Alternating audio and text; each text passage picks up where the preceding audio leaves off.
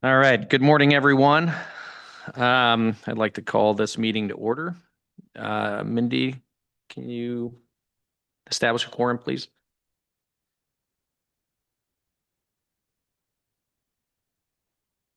Good morning, everyone. My name is Mindy Bunn, and I'm the clerk to the board. I'll begin by sharing some information about how public participation will be organized for today's meeting. If you wish to make a verbal comment on one of the board items or during the public forum, you must be attending either in person, through the Zoom platform, or calling in via phone. If you're currently watching the webcast on CalSpan or YouTube, but would like to make a comment, please email me now at agenda5@waterboards.ca.gov to request a Zoom link. If you're already on the Zoom webinar and wish to speak but have not pre-registered, please raise your hand and you'll be called on. If you're using a computer or tablet, click the raise hand button. If you're calling in by phone, press *9 to raise your hand. Generally, in-person commenters will be called on first, followed by Zoom and phone participants. If you're here in person and wish to speak but haven't completed a blue comment card and given it to the staff member, or if you're on Zoom and haven't raised your hand, you may miss your opportunity to speak. Staff will call each commenter by name and your microphone will be unmuted. If you're calling in by phone, staff will identify you by the last 3 digits of your phone number. For the record, please state your name and who you are representing before speaking. This is especially important for those testifying on an item. Unless you've been granted additional time, each speaker will have 3 minutes. A bell will sound when your time is up. Please speak from a quiet location to minimize background noise. And finally, a friendly reminder to our board members, presenters, and staff, please mute yourself when not speaking to reduce background noise. And if possible, keep your camera on when speaking. Thank you. Thank you for that, Mindy. And again, good morning, everyone. This is the 604th board meeting of the California Regional Water Quality Control Board, Central Valley region. Today, we're in Clovis, California. So thank you to our hosts in lovely Clovis. We call this meeting to order a little bit ago at 9:02. And a quorum is present. Thank you, Mindy, for reading those instructions. I'm Nick Avdis, the chair of the Central Valley Water Board. This time, I'd like to introduce the other members of the board. We have to my left, Elena Lee Reeder of Sacramento. We have Mark Bradford. Sorry, Mark. I got thrown off of my. There you go. I'm sorry. It was I didn't sleep at was it Howard Johnson's or whatever tonight last night? Anyway, Denise Kadara from Allensworth, Sean Yang from Sacramento, and we have Art Baggett on the phone from El Portal. And again, I'm Nick Avdis from Sacramento. Nicole Morgan is our state water board representative, and she will be participating in this meeting and will be providing an update a little bit later. I'll now introduce Executive Officer Patrick Palupa, who will introduce his staff. Again, I too would like to express my gratitude for the city of Clovis for hosting today. A number of years ago, we did start doing our meetings, one meeting up in Redding and one meeting down in the southern part of the region, whether it's Bakersfield or Fresno or Clovis. So it's great to get down here, great to see. And thanks for arranging for just about the nicest weather you can possibly get in Fresno and Clovis. To my far left, we have Kennedy Knight and Chris Moskal with the Office of Chief Counsel. To my immediate right, we have Jessica Yar with the Office of Chief Counsel. Down from the dais on my right is Mindy Bunn, Board Chief of Staff and Clerk to the Board. And to her left, Adam Lapitz, Assistant Executive Officer in the Rancho Cordova office. We have Christina Shoup and Clint Snyder and JJ Baum, also Assistant Executive Officers from the board in the audience today. And again, thanks to the Fresno team who did all the groundwork. Michelle, my gratitude goes out to you for all the groundwork for the tour yesterday and for making the arrangements for this meeting here today. So thank you so much. Back to you. All right. Thank you, Patrick, for that. And before we get going here, I'd like to lead us in the Pledge of Allegiance. So please stand. Salute and pledge. I pledge allegiance to the flag of the United States of America and to the republic for which it stands, one nation, under God, indivisible, with liberty and justice for all.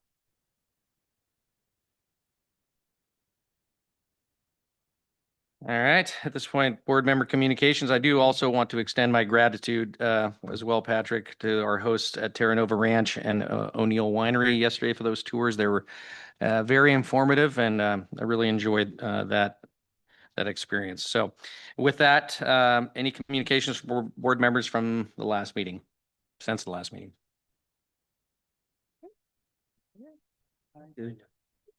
Go ahead, Denise.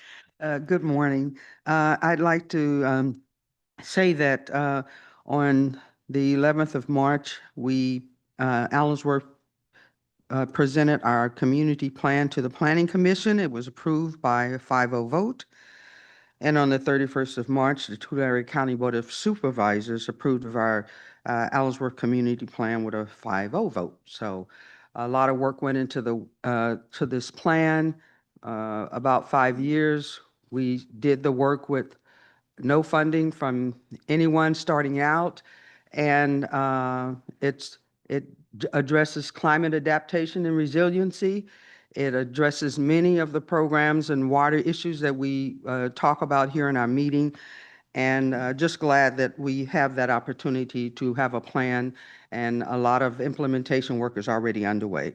And then I participated in a Zoom, not a Zoom, but a webinar with the California Natural Resources Agency on drought. Drought was discussed and quite a bit of information was shared. So you can always learn more about how to do better in the economy and the times that we're in. So a wealth of information. And then I'd like to just conclude and thank Michelle for organizing the tours yesterday and all the staff that participated.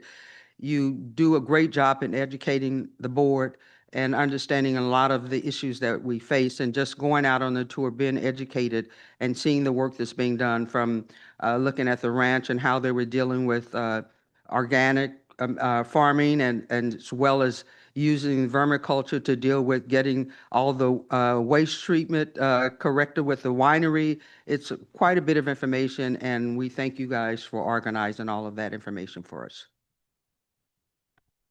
Go ahead, Sean. Yeah, good morning. I just wanted to add that I enjoyed the tour yesterday as well. And one particular thing I want to mention is that, we often visit farm lands, and a lot of time, their ground water level is dropping. And yesterday, it's good to hear that that particular farm is practicing recharging groundwater, and that's very great. They are the pioneer, and they're doing great thing for others to use the same technique. So just very pleased to hear that. Thank you. Yeah, I agree with that. Thank you, Sean. All right. Moving on at this point, we're going to head to the public forum section of our agenda. If you are a person in the meeting and wish to speak but have not yet submitted a speaker card, please fill out a blue card at the reception table and give it to a staff member. If you're on the Zoom platform and wish to speak but have not registered, please raise your hand now.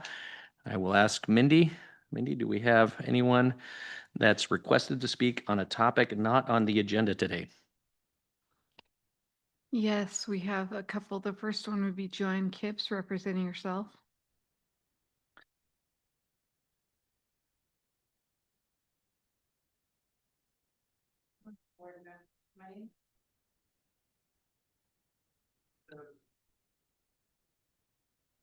Thank you. Good morning, board members. My name is Joanne Kipps. I'm a resident of Fresno County, California registered civil engineer, and retired senior water resource control engineer.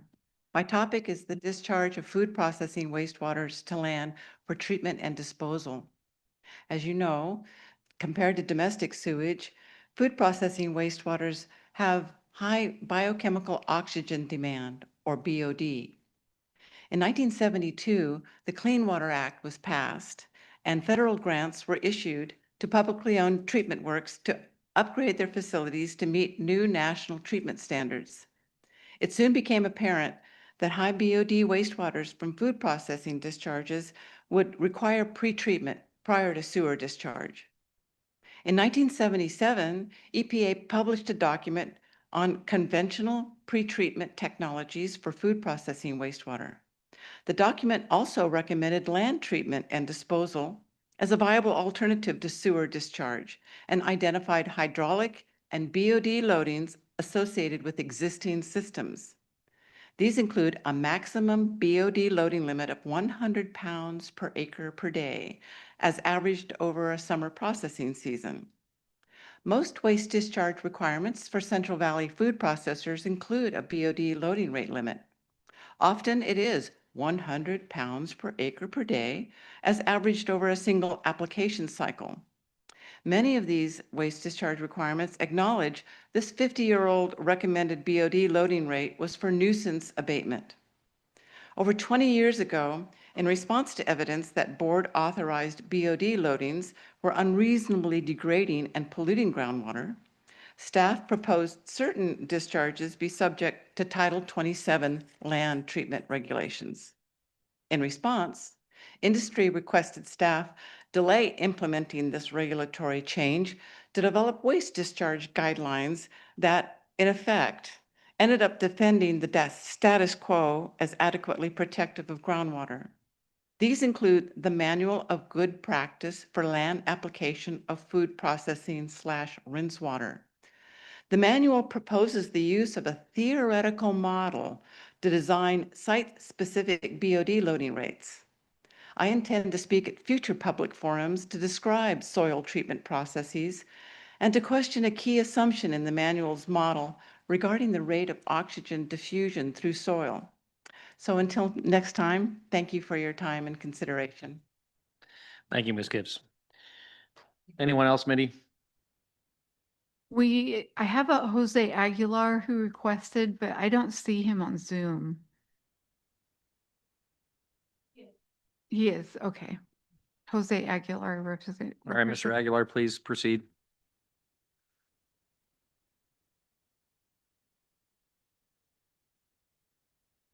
Good morning, members of the board. Can you hear me okay? Yes, we can. Good morning. My name is Jorge Aguilar, and I serve as superintendent of Wonderful College Prep Academy. We're a free public charter school located in Delano, California. We have the privilege of serving approximately 1,800 students from preschool through 12th grade.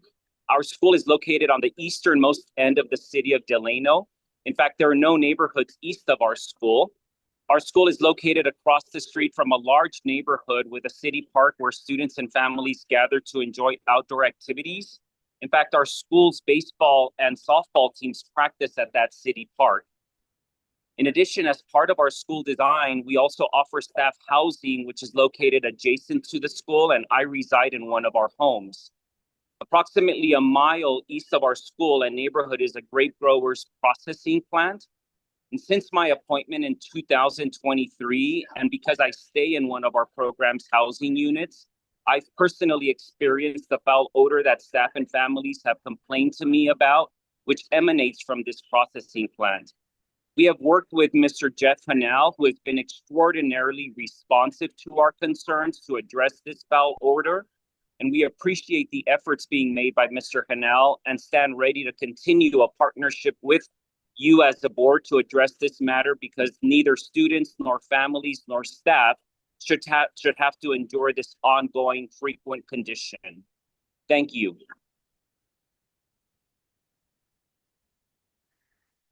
Thank you, Mr. Aguilar. All right, moving on. Item number 6. Oh, wait, any others? No. Thank you, Mindy. At this point, we have the executive officer's report. It's an informational item. Prior to each meeting, the executive officer works with the board clerk and the board's program managers to compile a report on the status of the board's programs, its staffing, and many different initiatives the board is working on.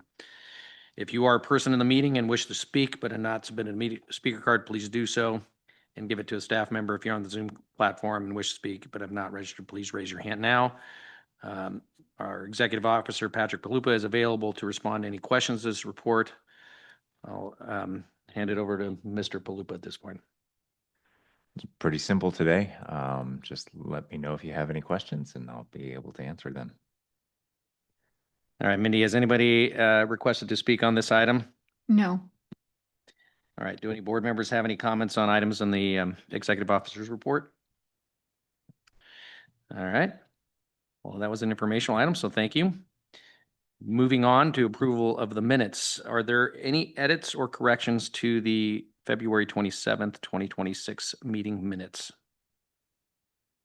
All right, hearing none, I'll entertain a motion in a second. So moved. Second. I have a motion and a second. Mindy, please take the roll. Board Member Kadara, Yes. Board Member Bradford, I'll abstain since I missed that meeting. Board Member Yang, Aye. Board Member Baggett,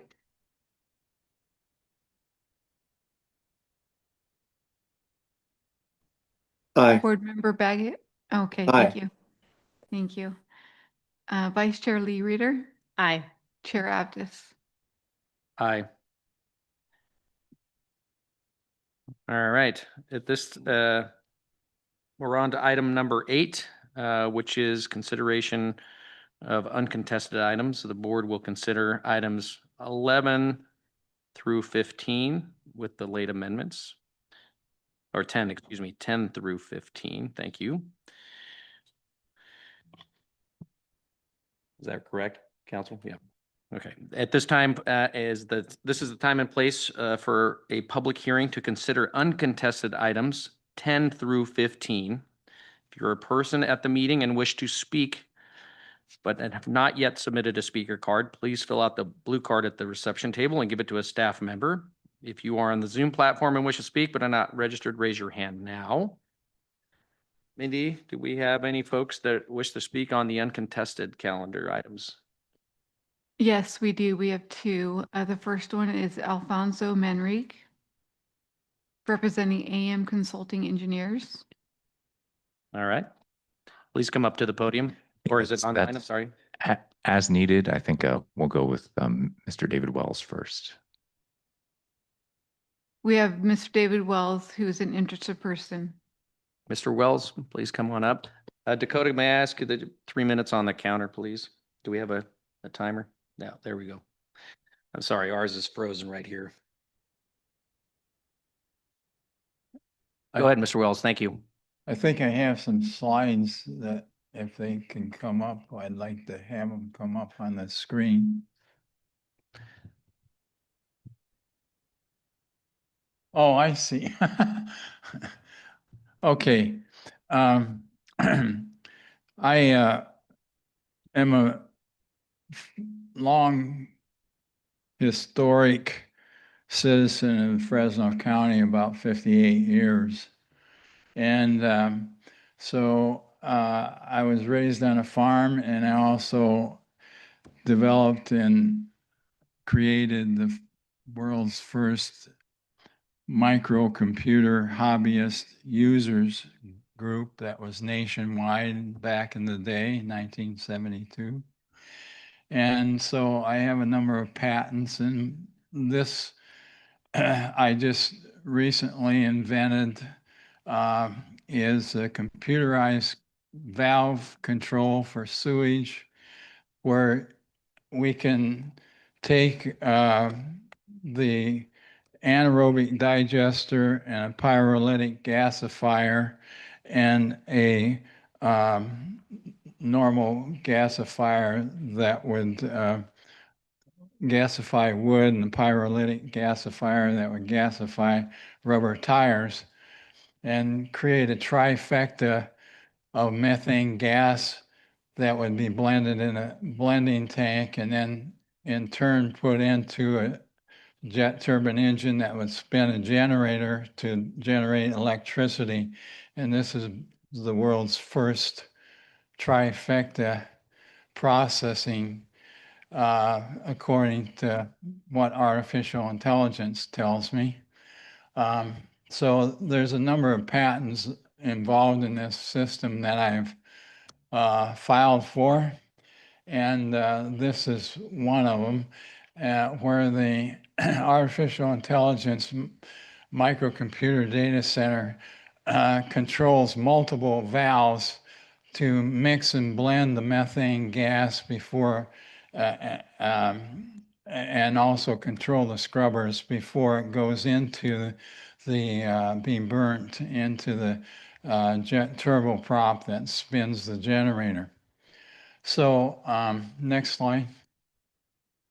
And this is a representation, schematic representation of what I envisioned the fireball unit to be if all parties collaborate and we take and utilize the 20 million to get more effective processing of the water that comes through the plant.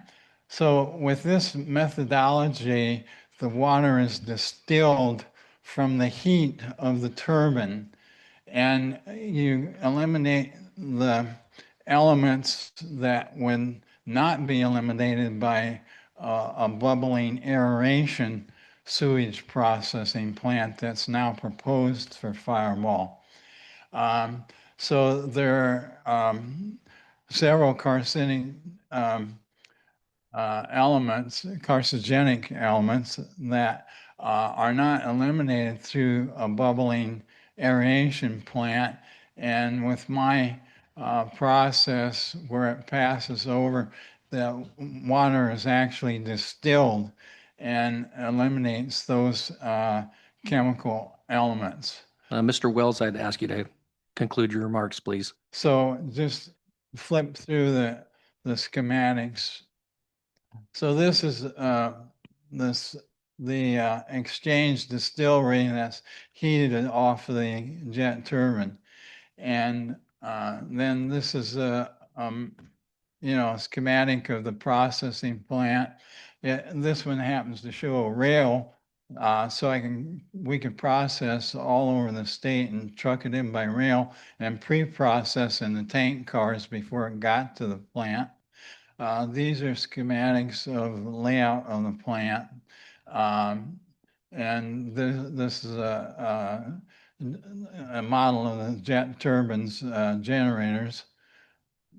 Just keep going. Yeah, I'd ask you to conclude your remarks, This is please. the latest drawing showing the trifecta of both all rubber tires, anaerobic digester for food waste and all of that kind of organic waste, and then wood, all the wood waste that comes in from almond tree clippings and all of those kinds of things. The wood that's in the urban pickup on trash days and all of that kind of cellulose matter.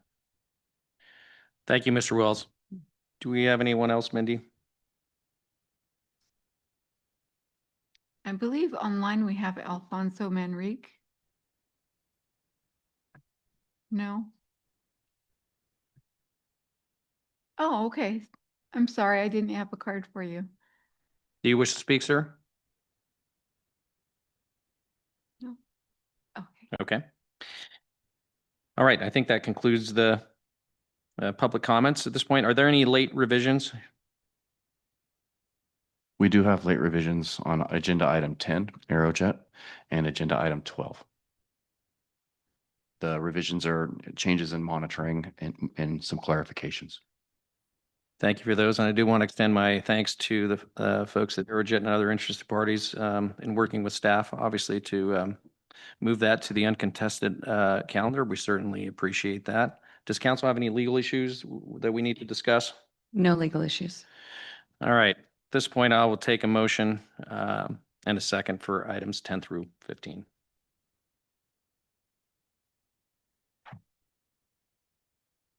Not all at once. All right.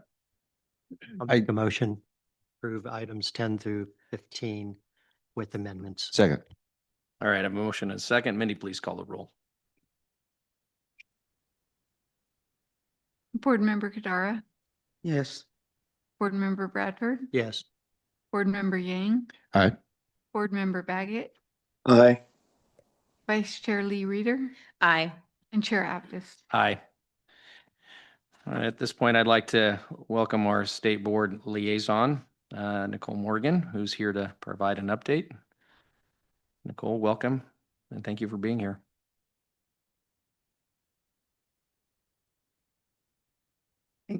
Good morning. It's a pleasure to join you this morning to provide a update from the State Water Resources Control Board. So there has been a lot happening. Let's see here. So our annual priorities. So every year, the State Water Resources Control Board takes an effort to take a look at all of the work that's occurring and prioritize that work.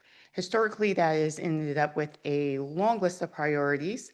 And so this year we engaged in some discussions to reorganize that document to better communicate what are going to be the priorities that are going to be what we've called immediate priorities, which we're defining as items that are going to have an action that comes in front of the board this calendar year. And then ongoing priorities, which are actions that they're activities that the staff are working on that the board considers to be priorities, but they're not going to have an action that's going to come in front of the board this year. So it's not that it's not a priority. It's not that it's something the board is not working on, but it is just that there's not going to be an action this calendar year. In addition, we added a third category, which are programmatic priorities. So those are programs that are high priorities, which may span across different divisions and offices within the State Water Board. And they may have actions that are coming in front of the board. There may be programs where we are rolling out or implementing various different actions. And so some of those include Sigma, our SAFER program, our storms program. And so different programs may elevate to that level to where they are ones to where we are really emphasizing additional staffing and work throughout the calendar year, this calendar year and beyond. So that there, April 7th, we finalized that document, and that document is posted now to our webpage. And so just wanted to go through that because usually that is something that is done really early in the calendar year. It's already been posted, it's already been out there. This year it took a little bit longer because we were really redefining and trying to really make it a little more streamlined and moving some of the work that was landing on that work plan that was core workload to an appendix. And so to where you can see that, hey, this is where our core workload is. This is work that we're going to continue to be doing. It's not going away. It is core workload that the water board staff does every day.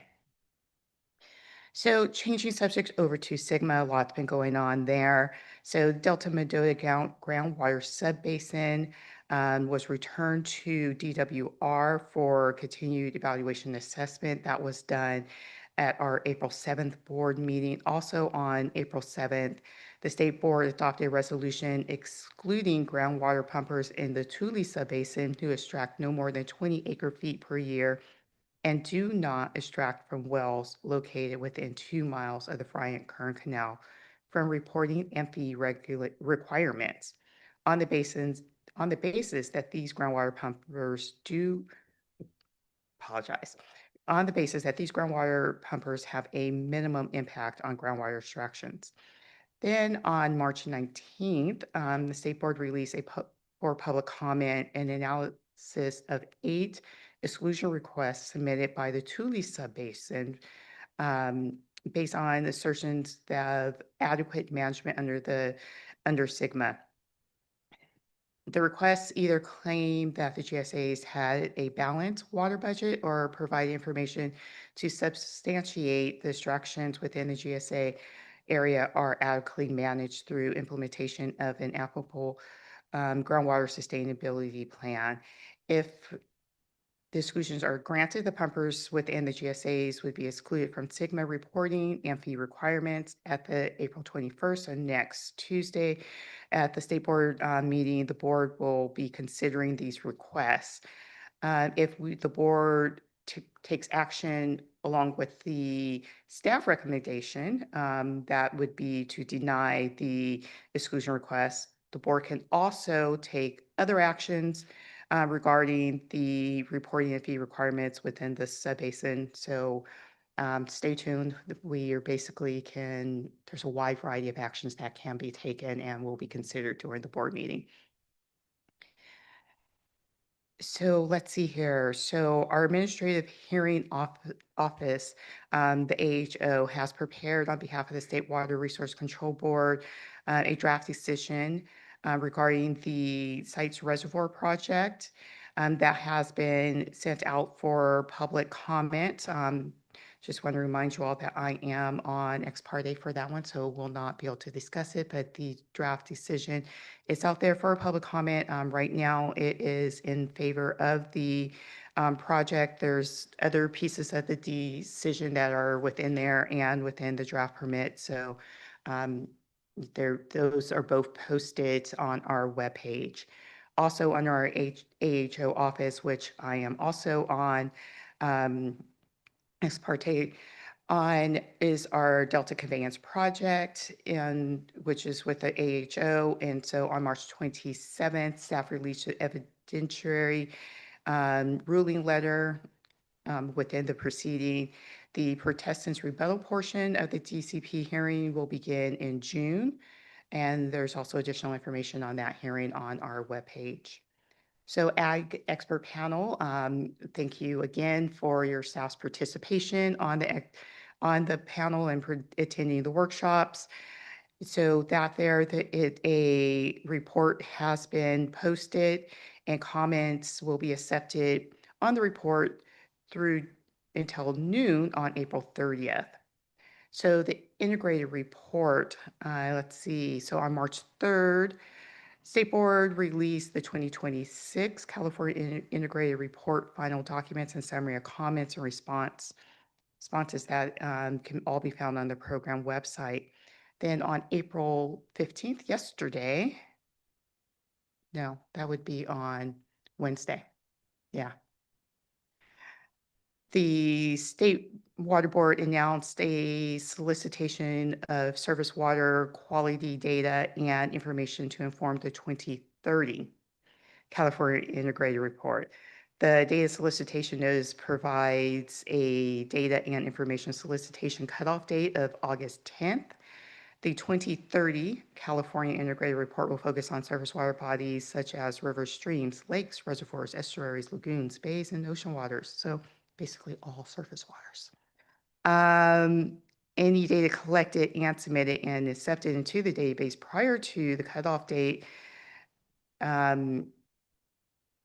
will be considered, and for Region 5, that will include the Sacramento River sub-area of the Central Valley region, which is defined as the Sacramento River watershed and includes the mainstream of the Sacramento River, upstream of the legal boundary of the delta, and all surface waters tributary to the mainstream. So let's see, changing over to on-site treatment and reuse. So the standards were developed and adopted. We sent those over, we finished that process over back in November. The rulemaking started in March. Everything was submitted over to Office of Administrative Law, OAL, on March 10th. And so we are anticipating a response by the end of this month. And then the regulations will be effective upon approval from OAL and filing with the Secretary of State. So those should become finalized and become effective here coming up pretty soon within next couple of weeks. So proposed emergency regulations for electronic reporting of drinking water quality data. The State Board is accepting public comments on the proposed emergency regulations currently, and the comments are due by noon on April 30th. So there's a lot of comment periods going on right now. We will be considering the adoption of the proposed emergency regulations at our June 2nd board meeting. So the wastewater and recycled water volumetric annual reporting requires the entry of volumes of acre feet per month of influent, effluent, and if applicable, recycled water use from wastewater and recycled water facilities to track progress towards the state's recycled water goals. The 2025 report is open for data submittal. It opened in January, and the data is due on April 30th. And so once that is all complete, there will be a public workshop at the State Water Board to hear the results of that effort. Clean Water State Revolving Fund. So staff are preparing the draft intended use plan for state fiscal year 26-27.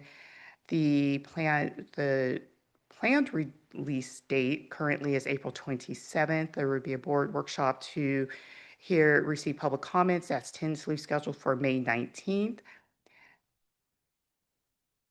Let's see here. Stakeholder meetings are currently occurring for fees. The water quality certification fees. There is one that's upcoming on April 22nd at 1 p.m. And then the wastewater needs assessment advisory group. The group has been meeting quarterly, and the next meeting will be on April 24th. I believe it starts at 9:30 a.m. And so the group has been on to their second phase. They have been collecting data, also doing some machine learning to identify wastewater systems throughout the state that may be at risk. And so taking a look at all wastewater systems throughout the state and looking at the criteria that will go into determining at-risk systems. They've been working with all of the regional boards, including Region 5 here, to make sure that the data that is going into this analysis is the data that we need, refining that data and coming up with a list of systems. And so looking at systems that are failing or at risk, looking really to following what is happening in the drinking water program, so that once we have the initial report, that's something that we can duplicate every year. We can go through and really have a better understanding of what's happening within the state of what is the need for systems that is out there. And also we can better serve those systems that are in need. So that is an ongoing effort. They are working on what will be that initial list. That is something that is in draft form now that they are looking to finalize and get out for public review. So stay tuned. That effort there is moving along nicely, and it's a lot of work and a lot of effort, not only just from State Board staff, the advisory group of, I want to say it's like 32 people throughout California that are helping University of Massachusetts, Sac State, UCLA, Luskin Center, and all the regional boards. All the regional boards are putting in a tremendous effort also to really help guide this effort. The last item that I will mention is the cannabis cultivation program. And so this is one that we have not provided an update on recently, or we regularly provide an update. I'm not going to go into all the details. There has a great report and a great update that is included in the last State Board Executive Director's report. So just want to let everyone know that that is there if you are interested. So, that concludes my report this time, and I am happy to answer any questions. I know that it was a lot happening with the year kicking off, and, keep us on our toes. A lot of meaty stuff there, Nicole. Thank you for that. I do want to highlight for board members, I do encourage, obviously, all of those topics are important topics, but do want to highlight the Ag Expert Panel Report. There's some really good stuff in there. Would encourage folks to certainly read that. With that, any comments, questions otherwise for Nicole? Hi, Board Member Morgan. Thank you so much for that comprehensive report. I'm always very excited to see projects move through the SAFER program. And I just have a quick technical question about that. I understand the original bill put a sunset to the appropriation for 2030. Has there been an extension for that very much needed funding? I cannot remember the date, but there was a slight extension. Apologize, I don't have all the details quite memorized at this time.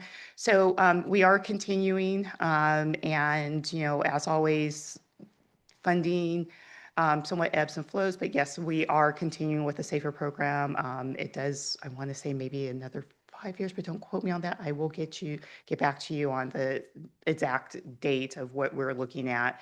But we are, I'll say that I'm proud of what the program has done to date, and that we're been able to communicate the success of that program. And thus, we are really looking to the success of the SAFER program as we are looking at the wastewater needs assessment and really looking at really documenting and continuing the effort on both sides, drinking water and wastewater, to really communicate not only internally but externally what the needs are within our drinking water infrastructure and our wastewater infrastructure throughout the state. I just had a quick comment, and it's in regards to some of the work that's been happening with the state assistance on the water operators program.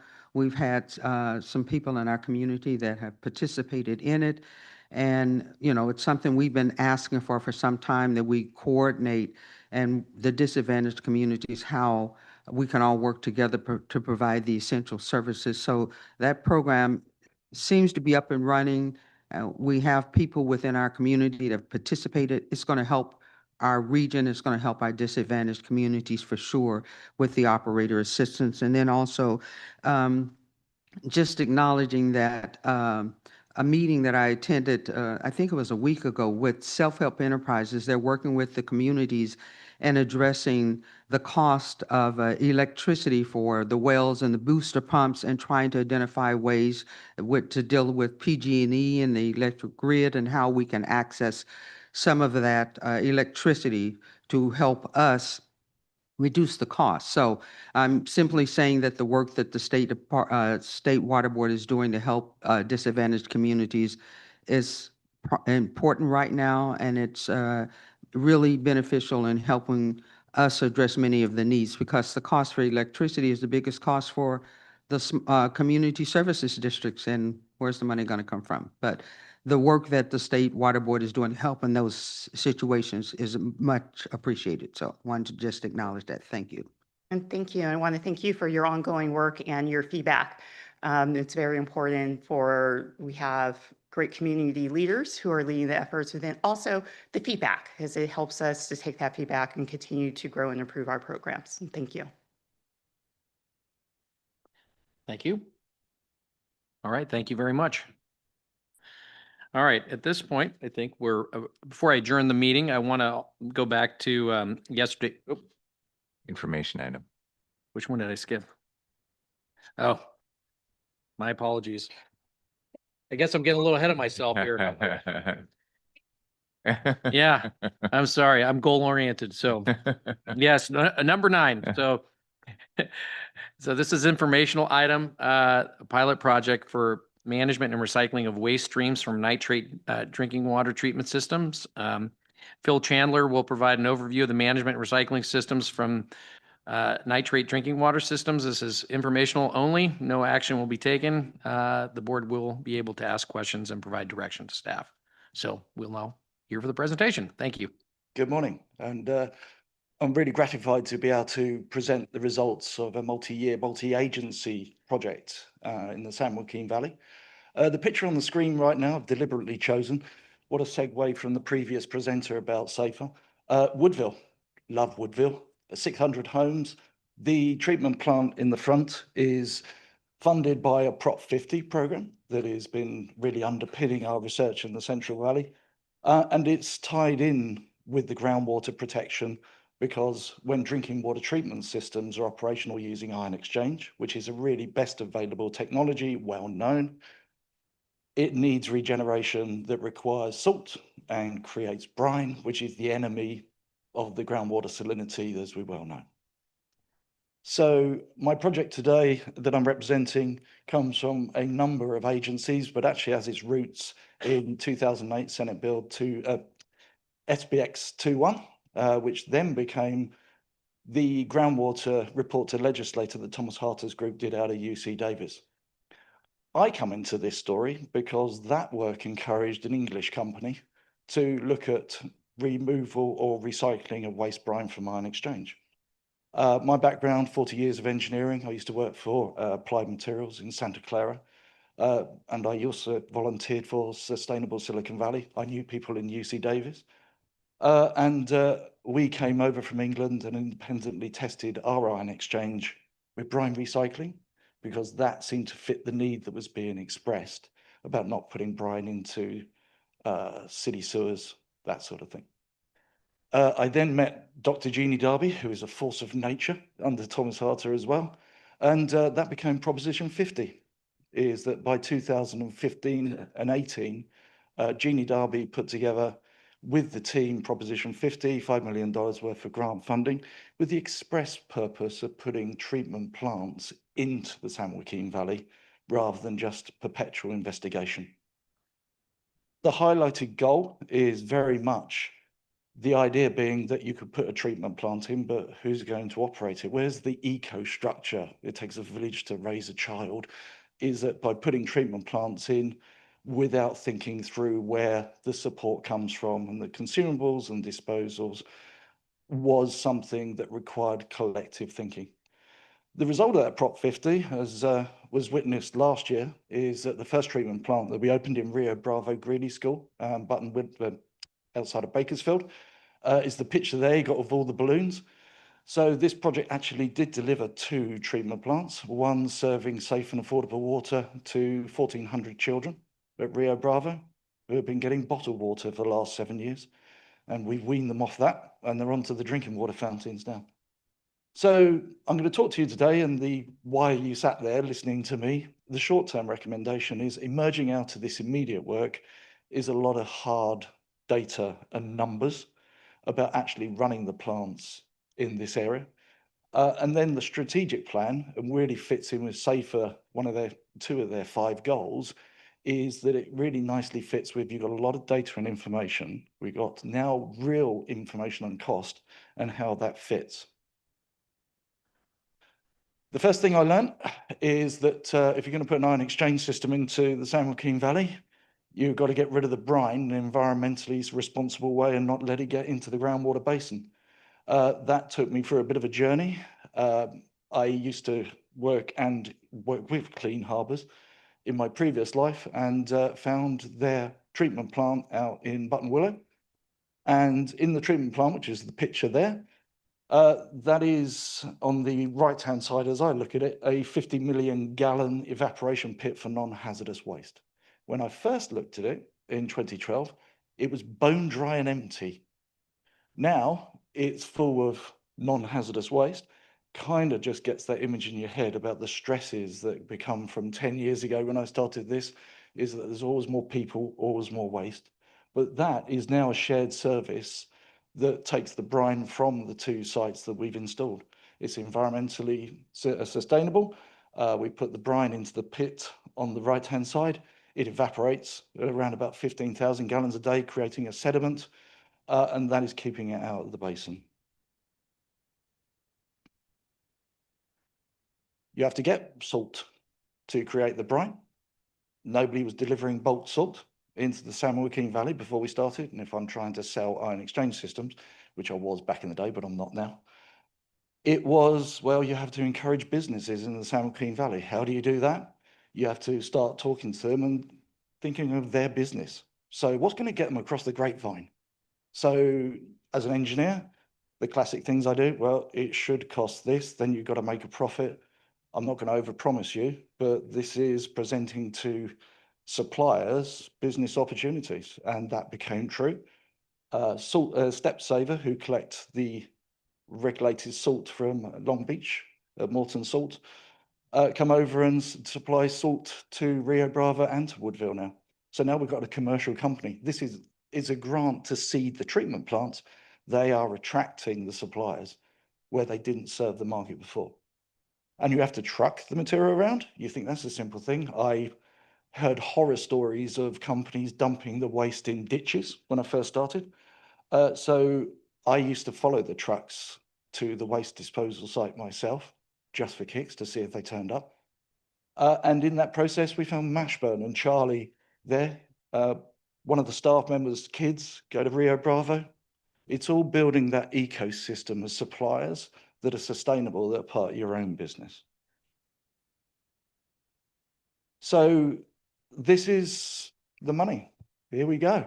It's a spreadsheet, but we'll dwell on it for a minute. This is Woodville's Ion Exchange treatment plant. This is a treatment plant serving the 600 disadvantaged homes in that community. The numbers under the Q4 2025, which is October, November, December last year, they supplied 16 million gallons of water to the community. 16% of that had to be treated because Woodville's 2 wells are contaminated with nitrate above the maximum contaminant level. Woodville is my dream scenario for this project. They've got 2 wells. One's got 8 parts per million, just at the limit. Another one's got 11. It's wildly variable depending on seasons. It's not a theory, it's real practice of what we're actually used to using. So the numbers in that column, Q4, are the dollar bills. They are the invoices. They are the numbers they have spent. And down the bottom, in my world, we talk about a cost of operation per 1,000 gallons because it makes sense to most people of how much additional operational cost you're going to load. For the regeneration, which is buying the salt and then operating the regen system and dumping that regen waste into Button Willow, works out about 93 cents a 1,000 gallons. 5 years ago, when we put the Prop 50 together, we were aiming for sub $1 at that 2,000 pricing. So we've achieved that. The number below it includes the pumping energy, the people, the complete operation of that plant. If I'm trying to pay my bills at home, it's a bit late if I don't know what's going to be the invoices dropping on my doormat. The other column is that we data track the system and start to forecast out what it's going to cost for this quarter, just closed. Because the invoices are going to turn up, you've got 30 days to pay, all that sort of stuff. And now it becomes, well, what's the budget planning? And that's one of my key learnings in this whole project, is to actually make sure you've got that budget responsibility. But by doing this work now, we've got the data to inform folks for setting ratepayer determinations and all that sort of good stuff, because now we can look at these numbers and extrapolate those into similar communities that have the same water issues as Woodville. And that takes me to the previous speaker, which was fantastic, because I'm on the same subject, is that you've got so many fragmented data sources. But if I flip this around and I want to sell your water treatment system, as I've been helping people do this week, what do you walk in the door? You do this. You go, can you tell me the flow? Can you tell me the volume that you use? Can you tell me what your water quality is? Because all that data becomes the specification sheet for working out what the size of the equipment is and how much it's going to cost to run. You've got all that data. It's in the groundwater information system. There's a bit of it there. There's a bit of it in Drinking Water Watch. Bless your group, Adam, for finding in a division of drinking water, the Produce Water 2022. There's all these databases that we've started pulling down, and we can create that. Oh, we actually know what you are now. There are 422 water agencies in 13 counties, 603 wells within those that have a nitrate content above 80% of the MCL. What we can do with the data now is that with Ecolab Purolite, who manufacture the resin, big company, we can actually apply their forecasting tools and tell those agencies what it should cost to treat. And of course, they're never going to treat every well because treatment's the last resort. You know, you're going to get an interconnection, you're going to blend, you're going to abandon. You don't want to do treatment. But now they can use that data to inform those private discussions that I shouldn't be anywhere near, which is, what's my compliance plan for the community? What big choices am I going to make? Oh, I've got well 33. We can now tell them with this data pool of what it would cost to actually treat that well from the real data we're getting from Woodville. For the first time, also, the big news, you know how much salt you're going to pull into the 13 counties if everyone did it. And you're going to know how much brine waste volume you produce. And it stops being this theoretical number. It starts being something that we can keep dynamically up to date as we keep the database going and informing that. If it's going to be 6 million gallons of brine, it's going to be 60 million. If it's 6 million, companies like Clean Harbour are really keen to build another evaporation pit. Or there are other alternatives to using sodium chloride as well. But until you get that, this is the reveal moment, really. But it all comes from the people in my head. So the pictures on there, he says, looking at his clock, is that if I'm professionally selling to you, Patrick's going to kill me for this next comment. I look at trends to solutions. What are trends to solutions? I'm looking for the top table of things you're told to do. And then the top table cascade down to the people who have to do the work, all these things. And so when you look at the top trends, when I talk to the water system owners that I deal with, water production cost is number one, because you're trying to work out how much that's going to cost. You've got to do your ratepayers assessments. You've got to balance the books. Very quickly, number two, 442 water agencies. Where are you going to find the people? They need a skill set. They need education. And if you do make a great person, you lose them because somebody else is going to poach them. So you end up with this massive problem of a rapid need of skilled staff, people like me getting old, retiring, all that sort of stuff, not yet. And so you go down this list and people like Rene proudly holding his water permit for Rio Bravo that this project gave him. And also Ralph at Woodville with Rene sharing their experience on the treatment plants there, is that the learning that comes out of this is that one of the key things is that trying to do complex water treatment on every well is a losing game because you've got all that complexity out there waiting to go wrong. 10 years ago, I would have sold you a very complex water treatment system. With the benefit of experience, I'm now going completely the opposite way, which is that everything that you add to it, like a sensor, it becomes a computer program. And that black comment at the bottom there is Ralph about 3 weeks ago going, it's a nightmare. I'm a water operator. I'm not a computer programmer. So the less stuff you have at the well, that demands that you actually provide an ecosystem of service to actually deal with looking after those machines.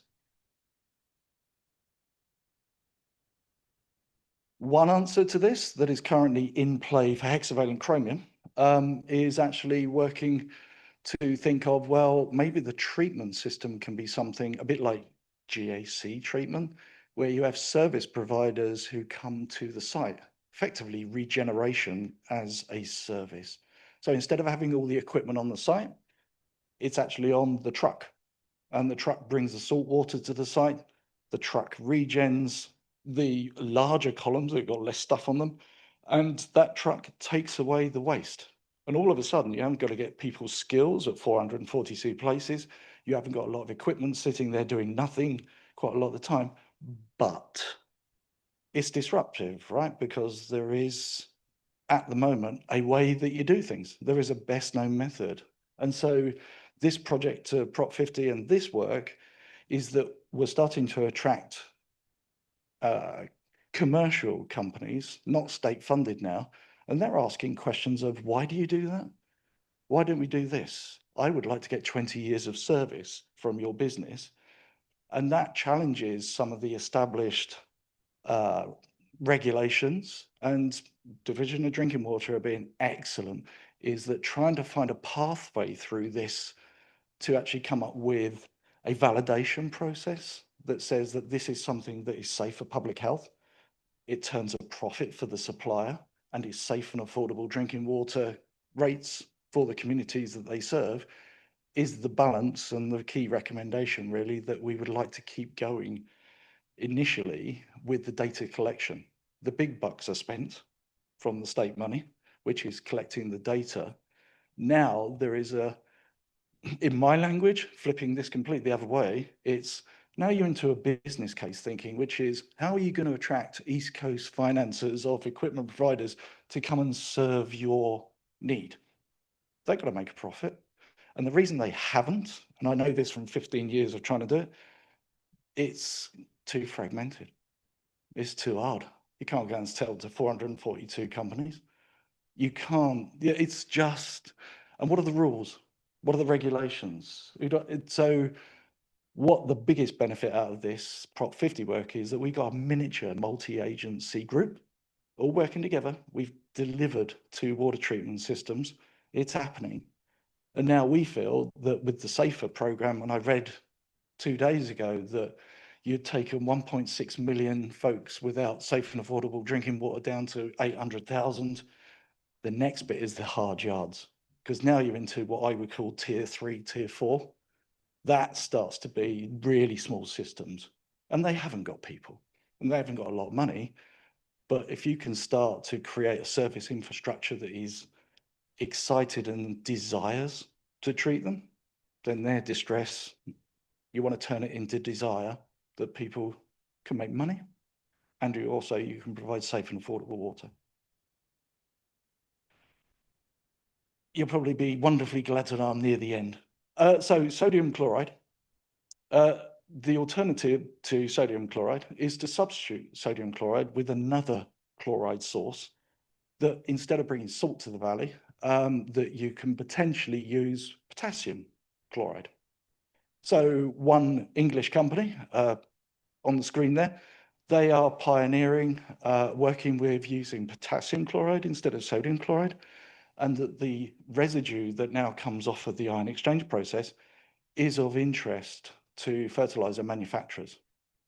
High potential, but again, you've got such a fragmented market.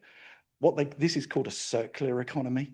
The idea is that, you know, the fertilizer becomes this and all that sort of stuff. But the problem with it is you've got to do the economics, and you've got to have joined up economics in the San Joaquin Valley to understand, well, if I'm going to make this material, you're buying the fertilizer already. So mine has got to be less than yours, but I've got a cost to make it.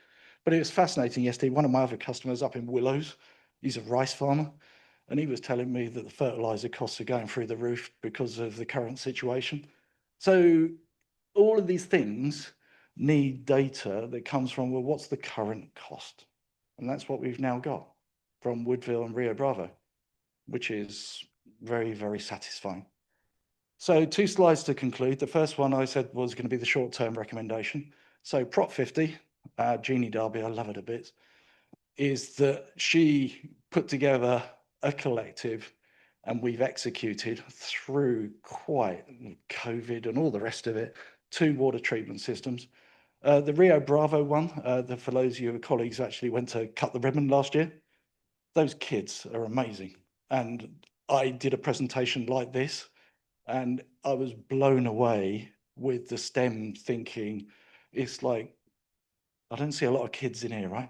So it's like from them, they were asking me questions about career paths. And that is just so satisfying. I mean, the major thing though, we now give safe and wholesome water to 1,400 kids. We gifted 2 water refill stations that are getting used. We weaned them off the plastic bottles. And now the bottled water program is completely eliminated. They're back to drinking groundwater. Woodville is about to come online and be permitted. It's a much bigger deal. The big lesson of Woodville: storage. Spend the money on water storage, don't spend it on equipment complexity. Because storage, so Woodville, for example, its water wells used to turn on 100 times a day. They had no storage. So they were just filling up a pressure tank. Now the pumps come on 4 times a day. So you guess what? You can run them in the quiet energy time. All of that stuff, because the wells get hammered by that sort of behavior. So short-term recommendation, we'd love to continue the data harvesting from Woodville and Rio and to quantify the treatment service to find out the true cost of operation for the 600 wells, for the 442 agencies, and to tell you guys what the total salt volume coming, if all of them were treated, how many tons of salt would have to come up here, and also how much ton of brine we would make in the process. Then you can think about the service infrastructure. There's a lot of acknowledgements on that slide. And some of the folks that I've met along the journey, like Jan McKinley and all those folks, and Carl Longley and Eugene Lang have been brilliant to me. I came into this knowing nothing because I'm from a different industry, and they've been fabulous. The big wish list slide is the last one. Apart from there's a picture of me presenting to the kids at Rio Bravo, and I do keep going back there because it's so satisfying. Got to have a legacy, you know, that's what you do in life. I say the data informs the state to have, as I said, a statewide impact assessment. So this is a multi-agency problem. I think SAFER is amazing. That's emerged during my time. I was doing this when it was CDPH, and who knows where all the files are. So DDW has a SAFER program. DFA has funding subject to affordability, regional board, and CV salts. It's like we've got a miniature version of this running right now for Woodville. It's going to dissipate soon because when we cut the ribbon on that one, all this in people's heads starts to go on to the next thing. So the recommendations that have been bubbling up are, could we do a cross-agency team, continue what we're doing, but actually get the real data together and go, okay, how do you deal with 400? How do you attract commercial investment? And actually the service investment, as I showed that Renee and Ralph on the previous slide, this is a career path stuff. When you've got companies laying off people by email with a your job's been eliminated, water ain't going anywhere. And it's a great skill because I'm sat here, stood in Clovis, talking to you folks, and I'm a guy who left school in the south of England at the age of 15 because my dad had it out of it. So it's like, it's great. The kids are interested and it's building up that desire, and it's perfect STEM territory for the questions I was getting. And Jeannie Darby says it's best. This is her phrase. The whole point of this project is to deliver affordable, safe and wholesome drinking water to serve the underserved. Thank you. Yeah, thank you very much. That was very informative, and I definitely have some follow-up questions, but I do want to open up for public comment first. We'll do that, and then we'll have a board discussion and a little Q&A. So at this point, Mindy, do we have any commenters on this item? No commenters. Okay, no commenters. I'll open up to the board for discussion. Yeah, I just start off by thanking you. That was really comprehensive and exciting. I like to see somebody who can tie the technology that you started with the financial longevity that's required to make it really effective across the Central Valley. I guess I would ask you, you kind of touched on it, but what do you see based on where you are right now? Where are your greatest challenges to make this, to scale it, I guess? Scale it. That's where I was going with that, Mark. Yeah. So the biggest challenge is to scale it is pretty much going to be on the waste infrastructure, but the skill sets more than anything else. You know, so the challenge is to consolidate and encourage large companies capable of providing that investment. So the company doing Rollout Region, they've put $3 million down. That's not state funding. So, but you've got to create a business desire. You've got to actually create the business plan for them, which is, quite frankly, something that you can see how to do it now. Before, it's all been a bit going, well, that was me, right? 2010, I've been up and down Highway 99 more than you care to imagine. And it's talking to you folks, the collective view, is that the challenge now is that we have a lack of skills to do this within a 4-year term. But if you encourage large companies to invest and provide those skill sets, so that roll-up regen company I mentioned, they've trained 14 of their staff to be DDW T2 high grade operators, and they're going to move around. So that's the biggest challenge is skill set, but it can be overcome by encourage to present a picture to companies who want to invest. Yeah, and that kind of ties in with the aspect you brought up about mobile treatment instead of putting all the infrastructure on top of every water system. Yeah. It's a model that GAC, granular activated carbon, have done for years. Right. It's just, there are challenges, because there's protecting public health. Nitrate is an acute, it's once you go over the limit, it's reportable. So that's why I'm a big fan of storage as well. Yeah. Giving yourself a buffer. One of the other latent challenges you must be very careful of is also cybersecurity. Just this very week, the administration published a CSIA guidance on actors trying to cyber attack control. The more complex controls you have at the wellhead with folks who, quite frankly, if you're having to get out of bed at 4 o'clock in the morning for the 3rd time because the thing has stopped working, you're kind of going to go, oh, can I get access to that? And in the UK, that has been clamped down, but it is something I see in this territory as a natural reaction to the lack of people is how can I do this sort of things cyber safe? And it is genuinely from the administration last week, they were advising water companies to disconnect their systems from the internet for that very reason. But those big trends to solution stuff, I mean, it's sales is a taught thing. They are, and so a lot of the staff that are in your groups, I think, would really benefit from understanding how to be sold to. What are commercial companies looking for as much? And it is something that in our little group, I teach our lot, is, well, this is how you're being taught, right? Because you're going to trends to solutions and you want all your customers nodding at you like you start to. Because you got that, it's doing the dance, right? It's a mutual trust and respect. I've got to make money, you've got to make money, but this is a problem to solve. Yeah, thank you. I guess I have one last question. I know ion exchange is pretty energy intensive. Is the electricity availability and cost another challenge that is being dealt with? So what do you mean in the manufacturing of the resin or in the operation of the plant? The operation of the plant. No, actually, so the energy intensity is quite low because the only electrical pump, there is back pressure if I think of the different elements to it. So if you install ion exchange onto a typical current wellhead, it puts about 10 to 15 pounds pressure extra.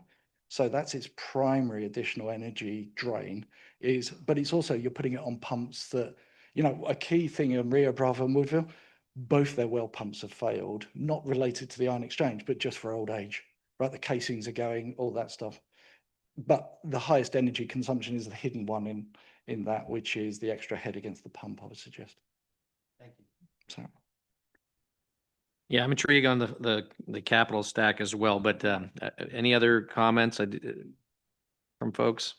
Please, Denise. Yeah, I just had a brief comment. I appreciated the presentation and the fact that you made the point that the skill set is where it's really needed to help people be able to, just like I spoke a moment earlier about the water operators, there's a need for that skill set, and hopefully the commercial industry will see a need for public service, just talking out loud, and want to be a part of a solution.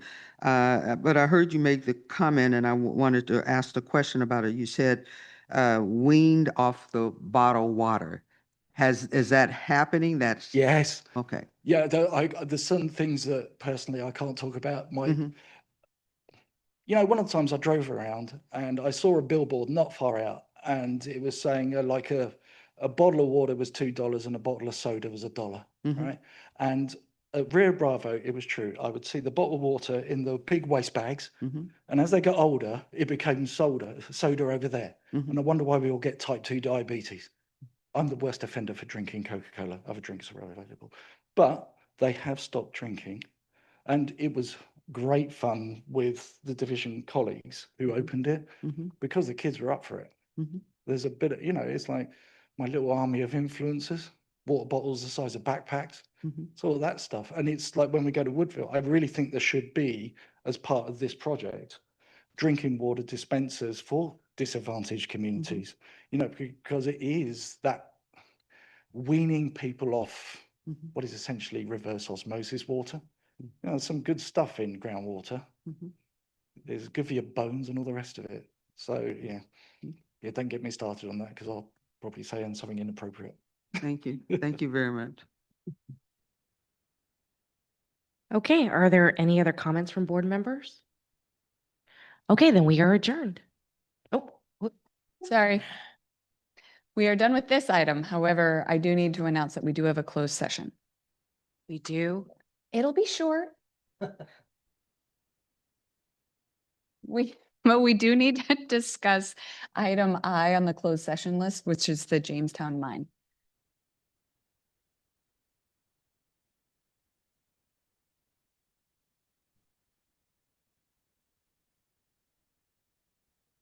We are not fully adjourned. I believe we do have a separate conference room that we can go to, and for Art, we do have a separate Zoom link for you for closed session.